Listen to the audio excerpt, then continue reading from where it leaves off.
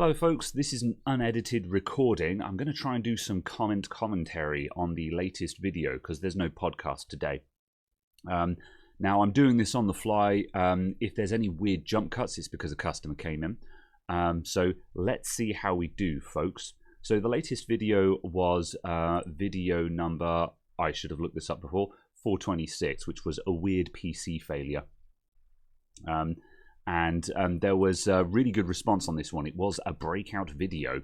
And there were a lot of good comments on this. And I tried to respond to a lot of comments, but a lot of them are repetitive and stuff, so I don't want to leave the same answer to all of them. And sometimes there are good questions, and I don't want to keep writing essays in the comments. And I thought there was enough material here that it was worth doing this video, because at that point it's an opportunity for me to express more thoughts about the problems and also people's interpretations of them, which is more information, which is where the value comes from, I think. So let's get started. I accidentally clicked off the page, and now I have to scroll down through all the comments again. So yeah, right. And okay, I think I've got everything. Right, I'm going to start from here. So I'm not going to provide any names of comments because some of the comments were mean. And so I'm not going to name names just so people don't go looking or whatever. My policy on mean comments is if people are rude in the comments, I don't reply. It's that simple. Because I don't want to encourage that kind of behavior. And if you're not going to respect me, then I'm not going to respect you. It's that simple. However, sometimes people do raise things that I think do warrant a response, so let's go for it. So first one I've spotted here is this one, and quite a few people said water pump failed cooked CPU. Now this is a good thing. Well, this is a good shout. Lots of people said, oh, it's overheating, and I agree. The symptoms definitely scream overheating. You've got a CPU that runs for a short amount of time and then freezes, and then when you try and restart it, the time between the freezes gets shorter up until the point where the computer can't start. That's got overheating written all over it, and I didn't actually mention this at all in the video. Now, the reason for that was I say I already knew it wasn't overheating. The temperatures looked normal, which is why I didn't talk about overheating. But a failed water pump can get you into a situation, either a failed water pump or water evaporation from an AIO, leaving like air gaps in the loop.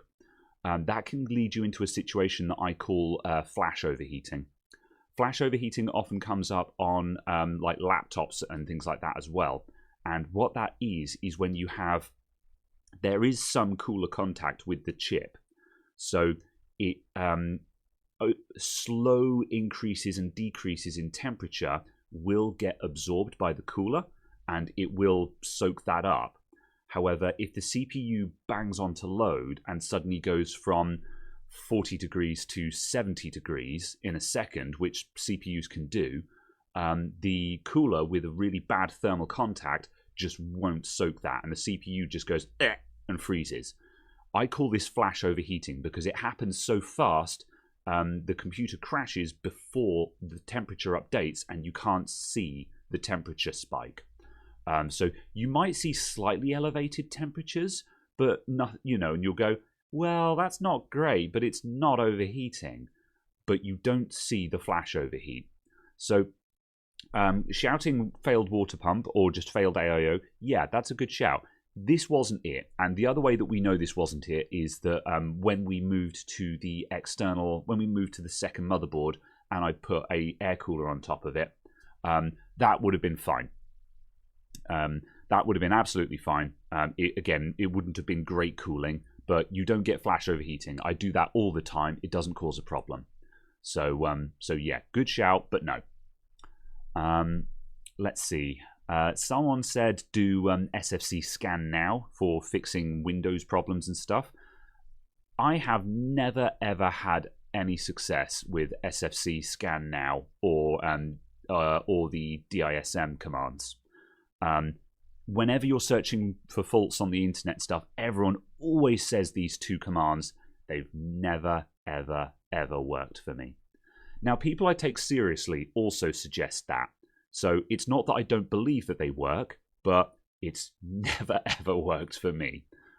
Also, though, we know that this wasn't a Windows problem because it didn't work on effectively three different Windows installs. 2 installs and the PE environment all crashed. So we know that this wasn't software, so it doesn't matter.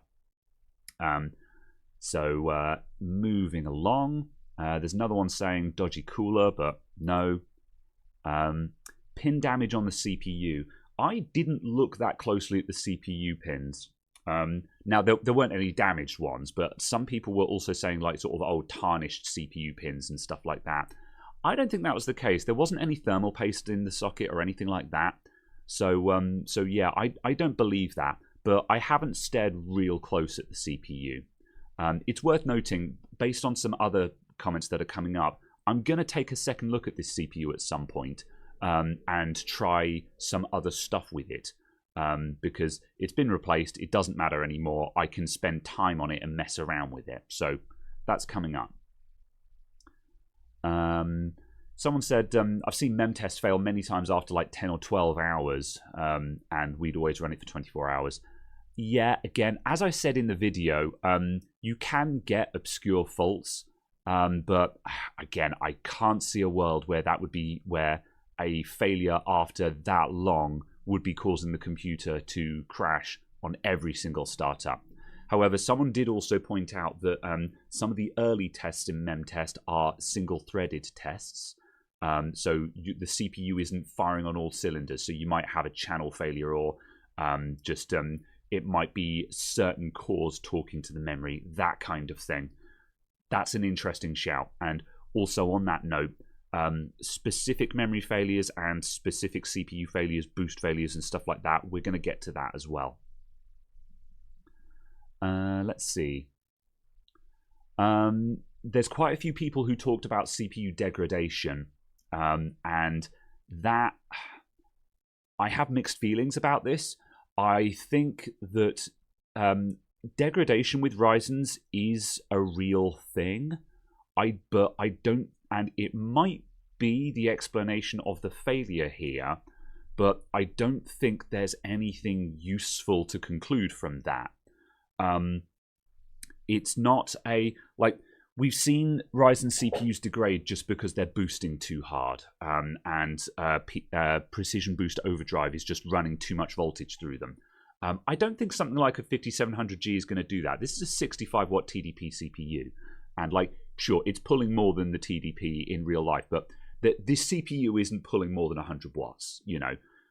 If this was like a 5800X or a 3950 or something like that, where it's absolutely bashing those cores over the head, then sure, that's something that could be an issue. But I don't think that's an issue with a CPU like this.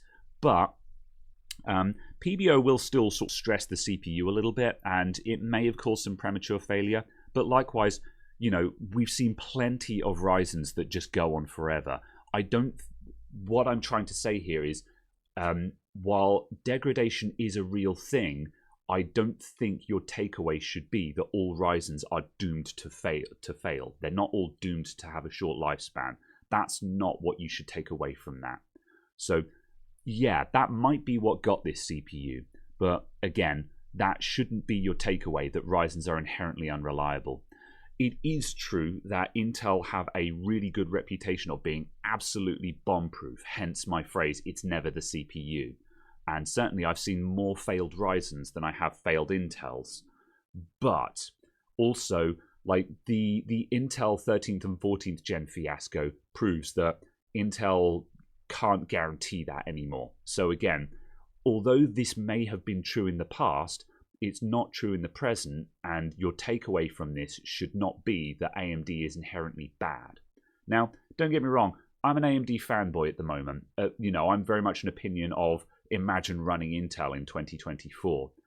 But my opinion will change on a dime if Intel suddenly get their act together. Because I did famously say I don't care about Ryzen back in 2018 or so, when I switched from an AMD FX CPU to an 8th gen i5. So, my opinions change. But yeah, right now, I don't think your takeaway should be that AMD is inherently bad. That's not useful because Intel isn't really any better at the moment. So yeah.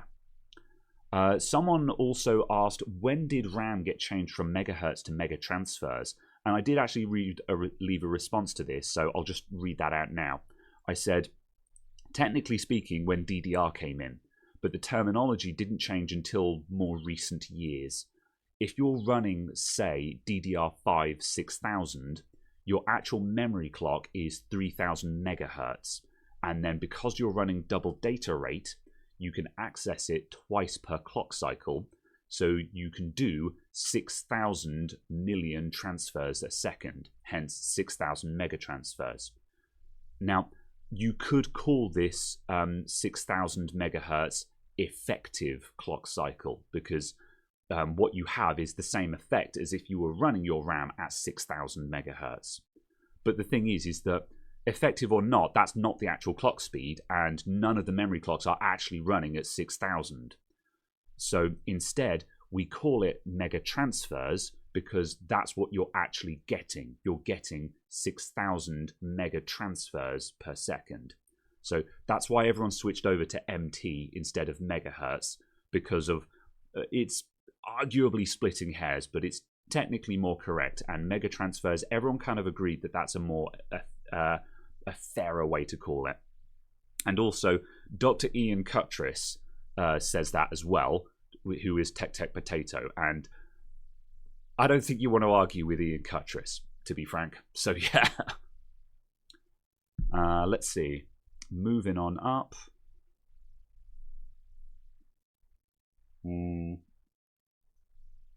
Modern CPUs have onboard peripherals such as USB and SATA ports. Given the keyboard went AWOL at one point and the CPU was the issue, I'm betting it's either the on-chip USB controller or a PCI linked to the chipset. This can happen in borderline or outright bad devices with plugged in and damage the controller. I agree with the first bit. It's entirely possible that this is an issue with something on board in the chip. The USB and SATA controllers, that is all going to be in the PCH. Now, on a laptop, the PCH is often on board the CPU package. However, on a desktop, all the USB and SATA stuff is all going to be in the PCH, which is the big chipset. So it's not in the CPU in this instance. The CPU has just got the cores and the I/O die, but it does definitely feel like something is going on with the I/O die on this CPU. So I would say I would half agree with this. I don't think it's been damaged by something that was plugged in, though. So yeah, because also that would have hit the PCH, and also there's a lot of protection on devices these days. Like USB ports have got USB ports have TVS diodes, so if something tries to zap the data lines, the TVS diodes should soak that up, and so on. So sort of something has happened inside the CPU, probably in the I/O die, but it wasn't USB or anything like that. So there was more comments about Intel and AMD CPU failures, and that, you know, Ryzen's being a bit more common and stuff. I've covered that already, so I'll move on. Let's see. Someone said, I bet it was overvolted at some point. This wasn't running at any exotic BIOS settings, and on that note, I'll talk about the BIOS. So it wasn't overvolted, but you could argue that PBO can overvolt the CPU at times, so maybe. So yes, people did also mention that I didn't reset the BIOS. Now, I think I did this when the computer first came in, before it got put to one side and sit in the queue, and then I started recording a video. However, also, while I was recording the video, I should have done another BIOS reset anyway, just because people are correct. That is one of the first things you should do. One of the reasons why I didn't do it is when you're doing diagnostics, you do go with gut feelings. This didn't feel like a BIOS issue. And I know that's really nebulous and it's really pretentious to be like, I could tell it wasn't BIOS, because, you know, there's always comments of people going, I knew it was the CPU right away. And I'm like, yeah, sure you did, pal, you know. And some people follow that up by saying they've seen the exact symptoms, in which case, cool, I believe them. Some people are just armchair engineers, and I'm like, yeah, of course you did, pal, you know. Anyway, though, my point is, this didn't feel like a BIOS issue, which is why I didn't do that. And the final nail in the coffin was when I switched to a different motherboard, it was still going wrong, which means it definitely wasn't a BIOS issue. So, like with the cooling, this was later vindicated anyway. But yeah, should have done a BIOS reset at the start. That is a good point. Phone. Let's see. So again, other people saying try disabling cores on the CPU or giving it some more volts to stabilize it at idle, or just otherwise locking off the clock speeds and that kind of thing. People were suggesting that the CPU is not idling properly.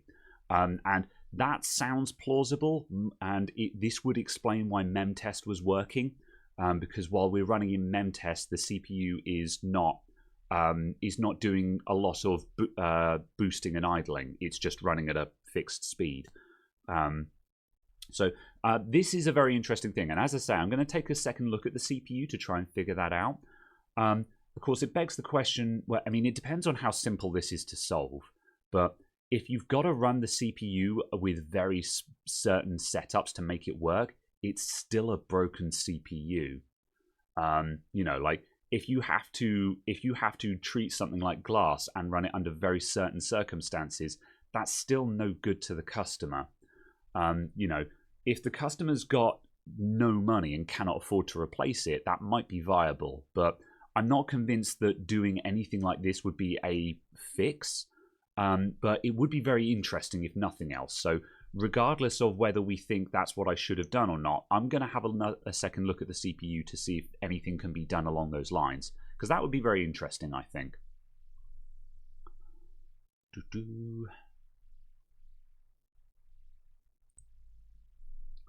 There are a couple of comments of people saying, oh, you should have used a Linux boot, because that would tell you if there are hardware problems, or you should have used a diagnostic card or lights or something like that. And yes, you could do all of those things. There are many ways to diagnose computer components. The strategy that I tend to use, and the strat that I went for in this video, was replace parts until it works. Just keep throwing parts at it until you figure it out by process of elimination. And that's a completely valid strat if you have the parts. Now in this case, I did have the parts, so that's what I could do.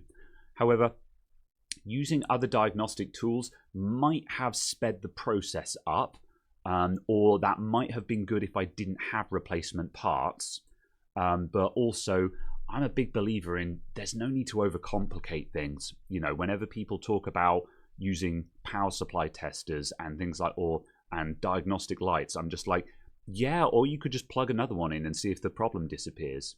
You know. Someone said, with regards to my comment about dust in the system, they said, the moment you move to the graphics card, you've changed the values and disrupted it. And I'm like, so what?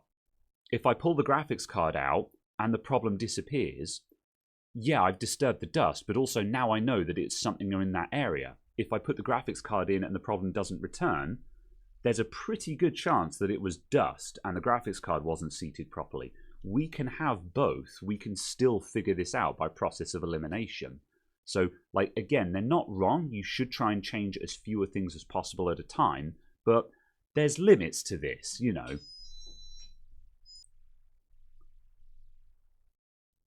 A dot as a name says, you suck, idiol. Somehow they managed to hit L instead of T on their keyboard. Okay. Also, the comments about my beard, every time someone hates on my beard, it makes me stronger. It's so rare that a modern CPU fails like that. As we've said previously, honestly, I think the older CPUs were actually more reliable, perhaps. I mean, well, in recent times at least. I'm sure if we go back far enough, we can find less reliable stuff. I think that's just because Intel had a really good streak of building bomb-proof CPUs. But obviously, for better or for worse, that same period was an enormous period of stagnation for Intel. So, yeah.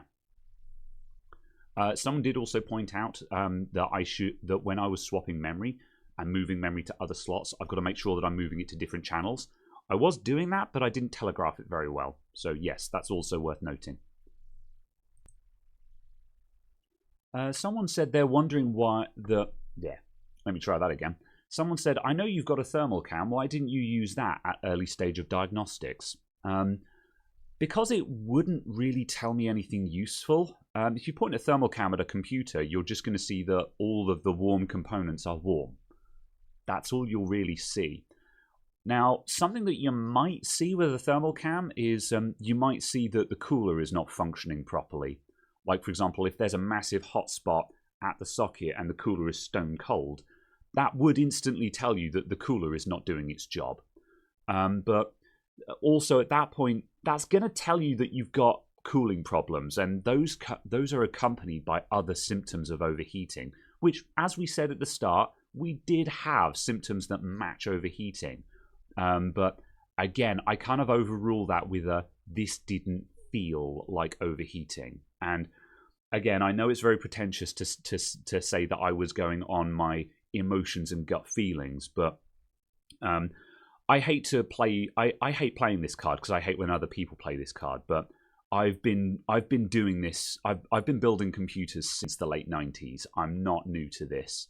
And there's always going to be someone who's like, well, I've been building it since the 80s. It's like, cool. The point is, I've been in this game a long time. And when you do this for a long time, you do get gut feelings for things. You can sit in front of a laptop and go, this feels like the storage isn't working properly. Or you can go, this feels like the CPU is not doing something. And you just learn the feel of a computer. And that does include just gut feelings on what symptoms are. And that means that sometimes I will skip obvious things. And I try not to do that in a video, because if you're demonstrating how to fault find, you shouldn't be going on gut feelings. Or if you do, you should say, I think this, but let's test to prove that. But sometimes I forget and I will just immediately skip over something seemingly obvious because my brain has already skipped over that. So that's what's going on there. Someone also said, as an aside, a 3060 is going to bottleneck a 5600X. Yes, but also that doesn't matter. So yeah, that's whenever someone says you shouldn't get a certain CPU because your graphics card is bottlenecking it or something, or even when someone says you shouldn't get this big graphics card because your CPU will bottleneck it, so what? You're going to upgrade both of them at some point anyway. Now it's true that if you've got a 3060, you might not realize the full potential of your 5800X 3D, but you will later on down the line when you upgrade your graphics card next. So it's worth, you can point out bottlenecking and stuff like that, but it's kind of just like not a useful observation because, again, so what? This only matters when you're building the computer from scratch. If you're building the computer from scratch and you're speccing the entire thing, then yeah, you're going to want to try and balance the components out. If you've massively overspecced your CPU, you should probably bring that down a bit and put the money into the graphics card instead. So that's when you should care about bottlenecking, is when you're building from scratch.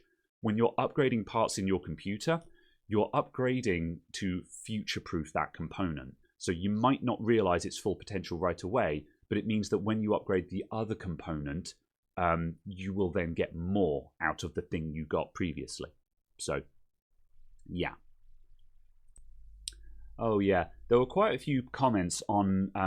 while I was doing more memory testing, I said, oh, I don't know if this motherboard can even do 3600 and stuff like that. And people were like, and people said, oh, the memory controller's in the CPU. It doesn't matter. Yes, the memory is in the CPU. The memory controller is in the CPU, and the CPU is talking directly to the memory. But you know how the CPU talks to the memory? Through the traces on the motherboard. Yes, your motherboard does need to support high-speed RAM. Now, this isn't necessarily through what chipset it has and stuff like that. It's down to just motherboard construction and just architecture and that kinds of thing. The simple thing is if the motherboard has no impact on memory, then why do motherboards have a QVL for memory? That's the question I would ask you there. So yeah. Cheap low-end motherboards are not rated for high-speed RAM. and 3600 is when you're starting to get into the high-speed section of DDR4. It's not blistering. Obviously, DDR4 can go up into the 4000s and up.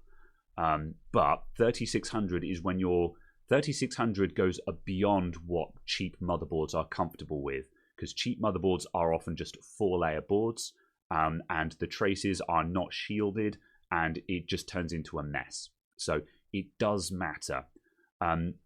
It didn't really matter in terms of diagnostics in this instance, but yeah, I just want to head that one off at the pass. The motherboard does matter for memory performance.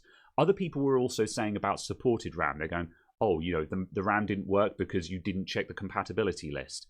And yeah, QVLs are a thing. The qualified vendor list is that is memory that a CPU or motherboard has specifically been tested with. But that doesn't mean that it's the only stuff it works with.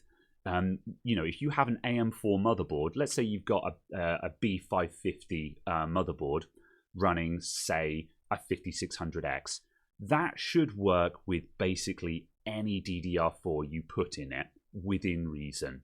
So long as you're not trying to run really exotic timings and speeds, within reason, that should work with anything. Now and then you'll run into weird, bizarre compatibility issues, but those are the exceptions, not the rule of thumb. So again, I reject that sentiment. Yes, QVLs are a thing, but 9 times out of 10, you do not need to pay any attention to them. It only matters if you want to run blistering high speed or really tight timings.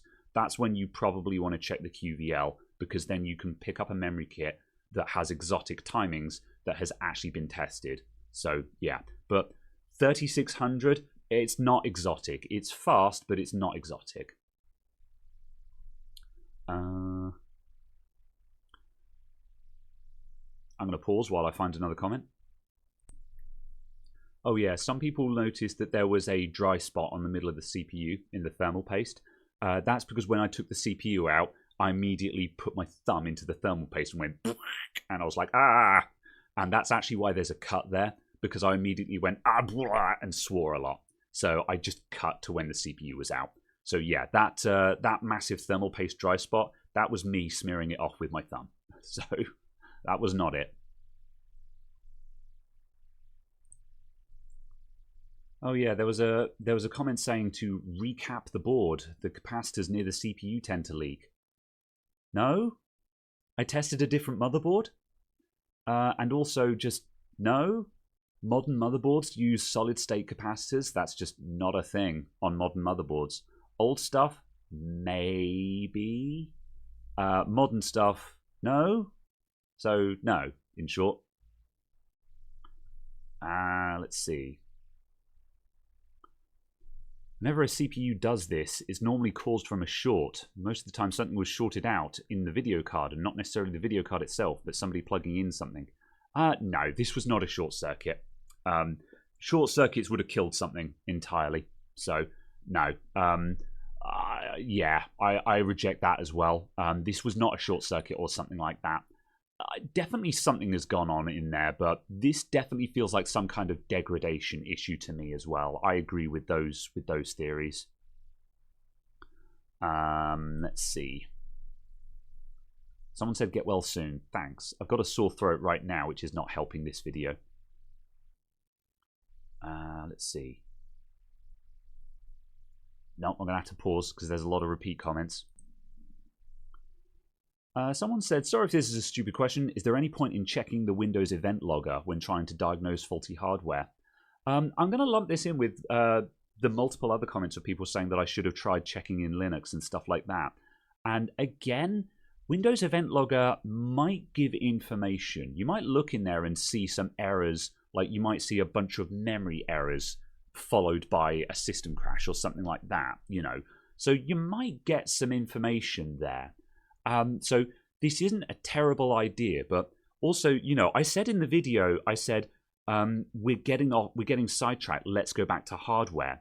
And that's because I was starting to go down the same trail. I was like, let's try running different versions of Windows, booting Windows from different drives in different ways. But really, when you're running the strategy that I was here, which is just throw parts at it until it works, none of this really matters. because you're still going to replace the parts. You know, if Windows says that there's memory errors, well, you're going to try changing the memory. And I tried changing the memory anyway. So, and in addition to that, hardware errors can cause all kinds of software errors. You know, like for example, if you've got a bad power supply, that could be causing the memory or the CPU to hiccup. Like, Windows doesn't know if it's a power supply failure, so it might spit out other random garbage of other stuff that is going wrong because the PSU isn't providing stable power or something like that. So while it's not a bad idea, but I just think that is, I think you're going down a rabbit hole there. I think you're going up the garden path where you should stay focused on just going, it does not work with this hardware configuration, change the configuration until the fault disappears. It doesn't matter why Windows is crashing. We need Windows to not crash. And we know that this is a hardware fault because 2 different versions of Windows are crashing. So it doesn't particularly matter at that point. If it can't run Windows, it's no good. And again, that's why I didn't bother running Linux or anything like that, because my client doesn't want to run Linux. They want to run Windows. So I need it to run Windows. So yeah, that was my theory there.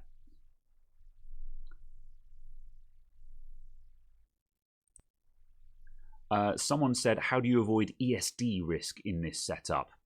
You don't worry about it.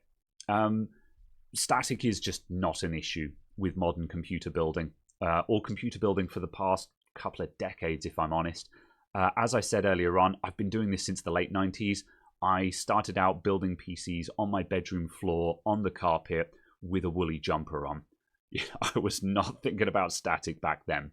And someone in the comments is going to say, I have killed something, or I've seen people kill something. But me personally, having been doing this for a long time, I have never seen static damage to a PC before. If you're working on retro stuff, if you're working on CMOS chips that are super delicate, like vintage stuff, we can have that conversation. But on modern computers, so basically we're talking basically 2000 onwards for modern computers, I'm not going to say they're immune to static, but it's really not something you've got to worry about. If you're in the Arizona desert and the relative humidity is 2% and you get a static shock from a plastic bag, then yeah, maybe you should wear an ESD band. I'm in the UK, it's 80% relative humidity on average. We don't need to worry about static. So yeah, it's just not an issue in my opinion, or in my experience as well. But like I say, if you're in a really dry area, you might want to check into that. Vast majority of people, it's just not an issue. Let's see. That's another conversation about cooling. What are you trying to communicate to us with your beard? I will not elaborate. Right, I think that's everything. Couple more comments about PBO. Again, really want to look into that. But I think I've covered everything now. One more scan up to the top while we wrap up. Yeah, that's about it. All right. Well, that's all the comments that I wanted to respond to. So we've got half an hour of video here. I'm going to post this as is. Hopefully it's not too rambly and boring. Let me know if you enjoyed this. I have threatened to do comment follow-up videos like this a couple of times. Most of the time I think I'm going to put them on the second channel, but I'm going to post this one to the main channel just to see what people's thoughts about it are. And just see if people like this format as well.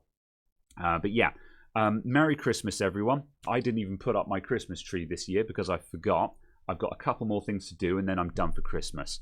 Sorry there's no podcast today. We'll see you in the new year. I do have a couple of actual videos in the pipeline, so hopefully there will be a release this week and next week as well. So yeah, thanks everyone for your support this year, and I'll see you all soon. Merry Crimbo. I don't know how I'm ending this, so goodbye. Stop recording.